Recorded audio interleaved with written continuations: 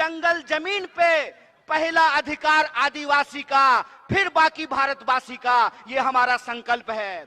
यह जो जल जंगल जमीन की लड़ाई है, जो कांग्रेस पार्टी ने इस देश में आदिवासियों को हक और अधिकार दिलाए हैं, चाहे कितनी भी कोशिश कर लीजिए, नरेंद्र मोदी जी आप आदिवासियों का हक और अधिकार नहीं छीन सकते हैं। यह बात हम आपको कहना चाहते हैं।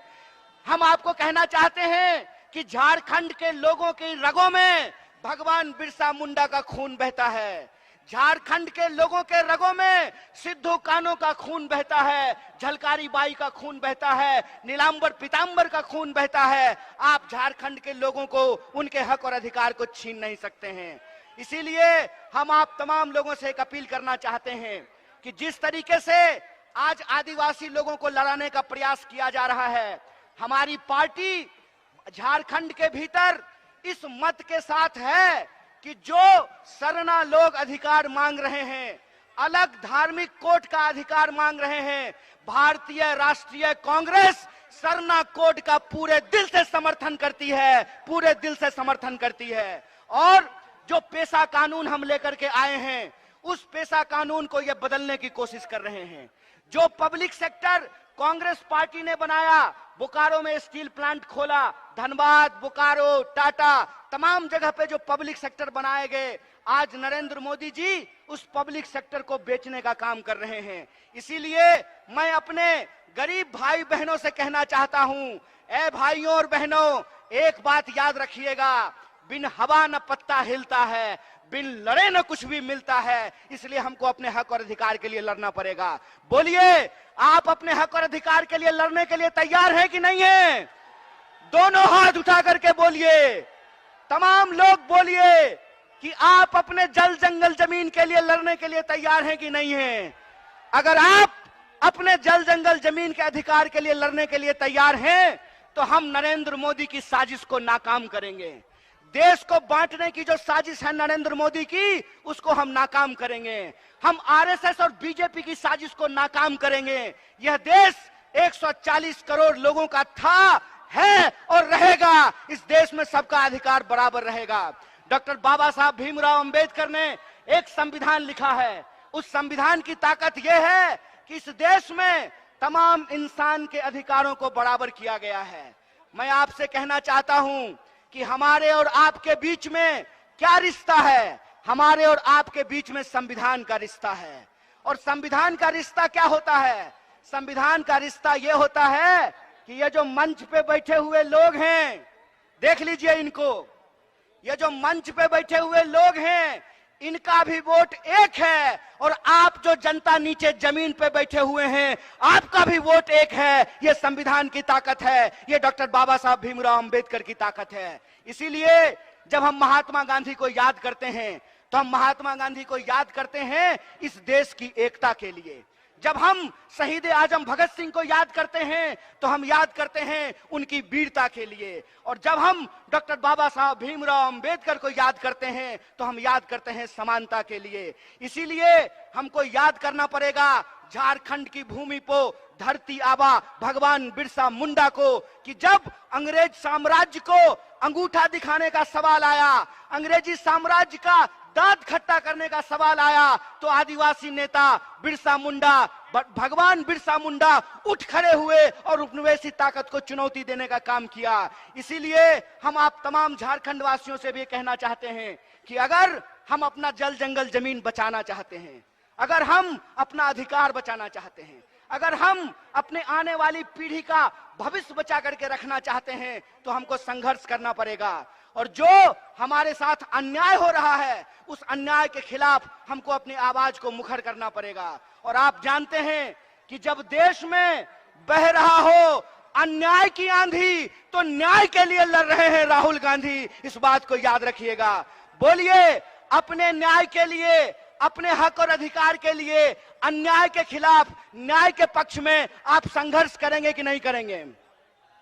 अगर आप संघर्ष करेंगे तो मैं एक बात कहना चाहता हूं, सुन लीजिए जय शाह के पप्पा जी, डैडी जी, जय शाह के डैडी जी, एक बात सुन लीजिए। आपके सूटकेस में जितना दम है ना, उतना दम आप लगा लीजिए। आपके ईडी में जितना दम है उतना दम आप लगा लीजिए। हम भारत के लोग हैं, हम ईमान बेचने वाले लोग नहीं हैं, हम ईमान बचाने वाले लोग हैं, हम देश बचाने वाले लोग हैं। इस बात को याद रखिएगा। कहते हैं ना कि जब किसी इंसान को सत्ता मिलती है तो अहंकार सर चिढ़ करके बोलता है, और जब किसी का अहंकार सर चढ़ कर बोलता है तो ये जनता है, ये आप लोग हैं जो अपने वोट की ताकत से लोगों को कुर्सी पे बिठाते भी हैं और कान पकड़ करके कुर्सी से नीचे भी उतारते हैं। यह बात आपको याद रखना पड़ेगा। आपको याद रखना पड़ेगा कि आपके और हमारे समाज को, हमारे देश को, हमारे राज्य को जो बांटने की कोशिश की जा रही है, इस कोशिश को हमको नाकाम करना पड़ेगा। हमको यह सोचना पड़ेगा कि नेता अगर अपने बच्चा के बारे में सोच सकता है तो आदिवासियों को भी अपने बच्चे के बारे में सोचना पड़ेगा, दलितों को भी अपने बच्चे के बारे में सोचना पड़ेगा, गरीबों को भी अपने बच्चे के बारे में सोचना पड़ेगा, किसानों को भी अपने बच्चे के बारे में सोचना पड़ेगा, मजदूरों को भी अपने बच्चे के बारे में सोचना पड़ेगा। आपको सोचना पड़ेगा कि इस देश के भीतर आज जो नीतियां लाई जा रही है, उन नीतियों के चलते एक एक करके हमसे हमारा हक और अधिकार छीना जा रहा है, सारा संसाधन छीना जा रहा है। आप एक बात पर विचार करके बताइए कि इस देश के भीतर बीसीसीआई का सेक्रेटरी बनेगा गृह मंत्री का बेटा है। मतलब बीसीसीआई के सेक्रेटरी को बनाने के लिए गृह मंत्री जी तैयार हैं। गृह मंत्री के बेटा को मिलेगा बीसीसीआई का सेक्रेटरी और आम लोगों के बच्चों को मिलेगा 4 साल की ठेके वाली नौकरी। तो हम कहना चाहते हैं कि यह जो ठेके वाली नौकरी है, इसको बंद करना पड़ेगा। अगर इस देश में मंत्री बनेंगे 5 साल के लिए, प्रधानमंत्री बनेंगे 5 साल के लिए, तो मैं पूछना चाहता हूं कि गरीबों का बच्चा, आदिवासियों का बच्चा क्यों नौकरी करेगा 4 साल के लिए? आप जानते हैं कि इस देश में गरीबों के बच्चों के साथ अन्याय किया गया है। क्या अन्याय किया गया है कि एक अग्निपथ योजना लाई गई है और उस अग्निपथ योजना के चलते फौज में जो अस्थाई नौकरी होती थी, उस नौकरी को समाप्त कर दिया गया है। आप कोई भी डिपार्टमेंट उठा करके देख लीजिए, अस्थाई नौकरियों को समाप्त किया जा रहा है, ठेके पे नौकरी दी जा रही है। तो मैं आपसे ये पूछना चाहता हूं कि जब इस देश में प्रधानमंत्री 5 साल के लिए होगा तो अग्निवीर में 4 साल के लिए नौकरी क्यों दी जा रही है? ये इस देश के नौजवानों के साथ अन्याय किया जा रहा है। इसीलिए मैं नौजवानों से अपील करना चाहता हूं, हे नौजवान, ये आपके हक और अधिकार की लड़ाई है। अगर आप अपने हक और अधिकार के लड़ाई के लड़ने के लिए तैयार हैं तो आपको न्याय योद्धा बनना पड़ेगा। आपको भारत जोड़ो न्याय यात्रा में शामिल होना पड़ेगा, अपनी नौकरी के लिए, अपने आत्मसम्मान के लिए। इसीलिए हमारी पार्टी ने, कांग्रेस पार्टी ने एक कार्यक्रम शुरू किया है कि इस देश के जो जवान आर्मी में जाना चाहते हैं, आर्मी में सेवा करना चाहते हैं, देश की सेवा करना चाहते हैं, उन लोगों को आज उससे वंचित रखा जा रहा है। इसके खिलाफ हमने एक कार्यक्रम शुरू किया है जिसका नाम है जय जवान।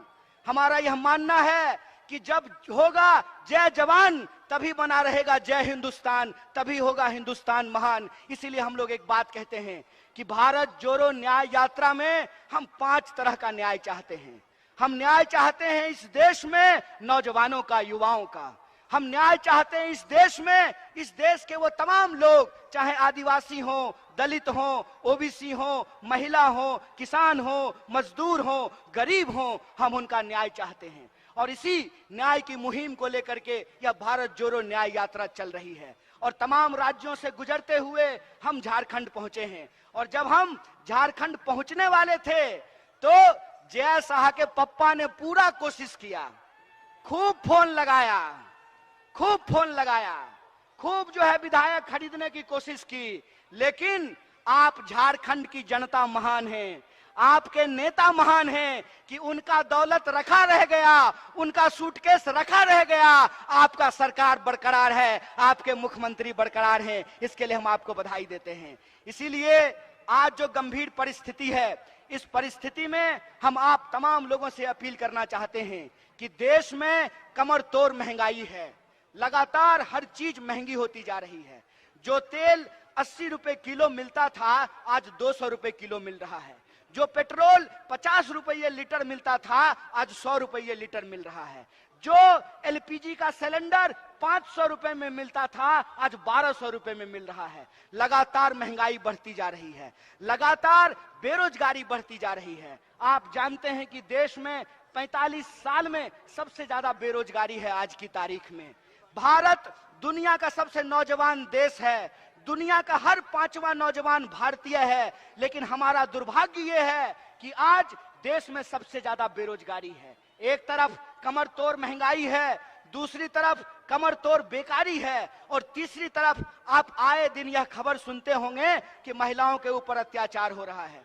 आप ये खबर सुनते होंगे कि आदिवासियों के ऊपर अत्याचार हो रहा हो, आप ये खबर सुनते होंगे कि दलितों के ऊपर अत्याचार हो रहा है। तो भारत के किसी न किसी कोने में किसी न किसी भारतीय के ऊपर अत्याचार हो रहा है। इस अत्याचार से हम मुक्ति चाहते हैं, इस अत्याचार से हम आजादी चाहते हैं। हम चाहते हैं कि संविधान ने जो हमको अधिकार दिलाया है उस अधिकारों को हम बचा करके रखें, उस अधिकार को हम सुरक्षित करके रखें। इसीलिए हम आप तमाम झारखंड के लोगों को ये कहना चाहते हैं कि ये लड़ाई देश बचाने की लड़ाई है, ये लड़ाई विचारधारा की लड़ाई है। इस विचारधारा की लड़ाई में एक तरफ वो लोग हैं जो इस देश को बेचने की साजिश कर रहे हैं। वो क्यों कर रहे हैं कि वो बड़े बड़े धन्ना सेठों से चंदा लेते हैं और चंदे के दम पर मीडिया को खरीदते हैं और जनता के सवालों को गुमराह करने का काम करते हैं। इसीलिए मैं कहता हूं कि इस मॉडल के खिलाफ हमको आवाज उठाना पड़ेगा। ये मॉडल है कि तुम मुझे चंदा दो मैं तुम्हें धंधा दूंगा, ये मॉडल हमको समझना पड़ेगा। हमको ऐसा मॉडल चाहिए जो हमारे बच्चों को नौकरी दे, जो किसानों को उनके फसल का दाम दे, जो मजदूरों को मजदूरी दे, जो महिलाओं को आत्मसम्मान दे, जो आदिवासियों को जल जंगल जमीन का अधिकार दे। और आपको यह बात ध्यान रखना पड़ेगा कि अगर हम एकजुट नहीं रहेंगे तो ये हमको बार बार अपमानित करने का काम करेंगे। आपने देखा कि मोदी जी का समर्थक एक चापलूस पत्रकार किस तरीके से आदिवासियों को अपमानित करने का काम किया। हेमंत सोरेन के नाम पर, हेमंत सोरेन के बहाने किस तरीके से उन्होंने आदिवासी अस्मिता को अपमानित करने का काम किया। वो जो बेशरम पत्रकार था वो टीवी पे आकर के कहता है कि आदिवासियों को जंगल में रहना चाहिए। अरे हमारे पुरखे जंगल में रहते रहे हैं, हमको जंगल में रहने से परहेज नहीं है, लेकिन जितना यह देश तुम्हारा है उतना ही देश हमारा भी है। अगर तुम्हारे बच्चे अंग्रेजी स्कूल में पढ़ेंगे तो हमारे बच्चे भी अंग्रेजी स्कूल में पढ़ेंगे। आपने आदिवासियों को अपमानित करने का काम किया है। इसीलिए हम झारखंड के तमाम लोगों से कहते हैं कि हमारे आपके अधिकार की लड़ाई है। इस अधिकार की लड़ाई में 5 तरह के न्याय को सुरक्षित करके एक मुट्ठी की तरह हमको एकजुट रहना पड़ेगा। और अगर हम एकजुट रहेंगे तो हमको कोई हरा नहीं सकता है, कोई माई का ताकत लाल जो है हमारी ताकत हमसे छीन नहीं सकता है। इसीलिए मैं आपसे आखिरी अपील करना चाहता हूं कि आने वाले दिनों में आपको बांटने की कोशिश की जाएगी, आपको लड़ाने की कोशिश किया जाएगा, आपको धर्म के नाम पे भटकाने का कोशिश किया जाएगा। आपको एकजुट रहना है। बोलिए, आप एकजुट रहेंगे कि नहीं रहेंगे?